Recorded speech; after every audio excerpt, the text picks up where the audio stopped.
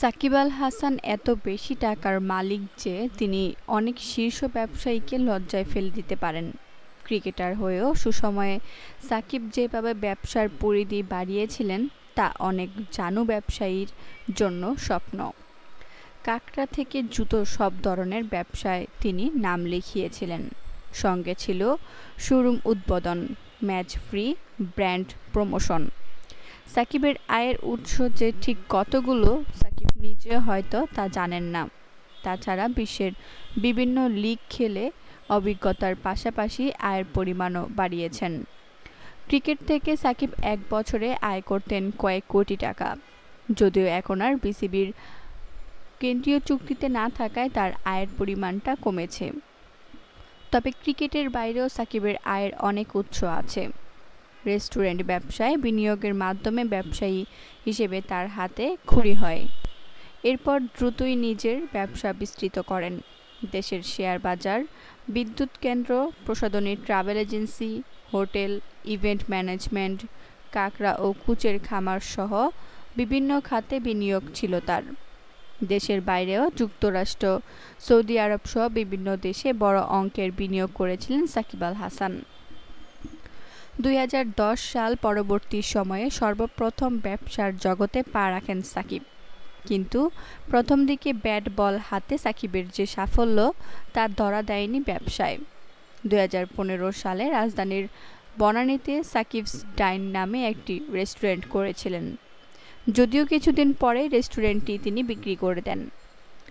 রাজধানীর মিরপুর ও ধানমন্ডিতে সাকিব 75 নামে দুটি রেস্টুরেন্ট ছিল, সেগুলো বন্ধ হয়ে গেছে। 2016 সালের সাতক্ষীরার শ্যামনগর উপজেলার বুড়িগোয়ালিনী ইউনিয়নের দাতিনাখালীতে 14 একর জমির উপর কাঁকড়া ও কুচের খামার গড়ে তোলেন তিনি।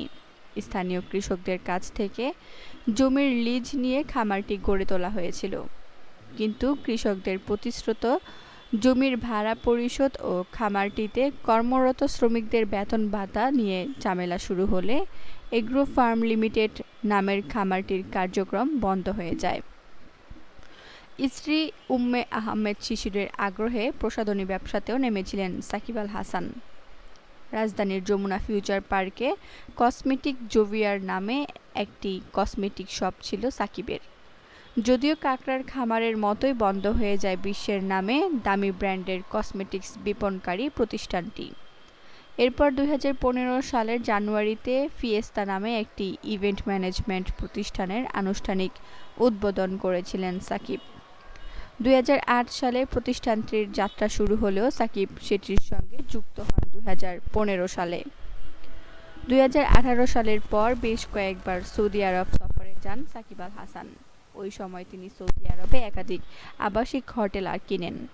মূলত ওমরা করতে যাওয়া বাংলাদেশিদের কাছে ভাড়া দিতেই হোটেলগুলো কেনা হয়েছিল। এর ধারাবাহিকতায় 2020 সালে Shah 74 tours and travels management নামে একটি ট্রাভেল এজেন্সিও উদ্বোধন করেন সাকিব। কিন্তু করোনা ভাইরাসের প্রাদুর্ভাবে এ প্রতিষ্ঠানের কার্যক্রম বন্ধ হয়ে যায়। 2021 সালে সাকিব যুক্ত হন স্বর্ণ ব্যবসার সঙ্গে। তিনি বৈধভাবে বার ও স্বর্ণালংকার আমদানি ও বিক্রির জন্য বাংলাদেশ ব্যাংকের অনুমোদিত ডিলার বুরাক কমোডিটিস এক্সচেঞ্জ কোম নামের একটি প্রতিষ্ঠানের কার্যক্রম শুরু করেন। শেয়ার বাজারেও সাকিবের পা পড়েছে। শেয়ার বাজার ইস্যুতে তিনি জরিমানার মুখেও পড়েছেন। এভাবেই ক্রিকেটার সাকিবের পাশাপাশি ব্যবসায়ী সাকিবের উত্থান হয়েছে। তবে সাকিবের দাবি ভিন্ন।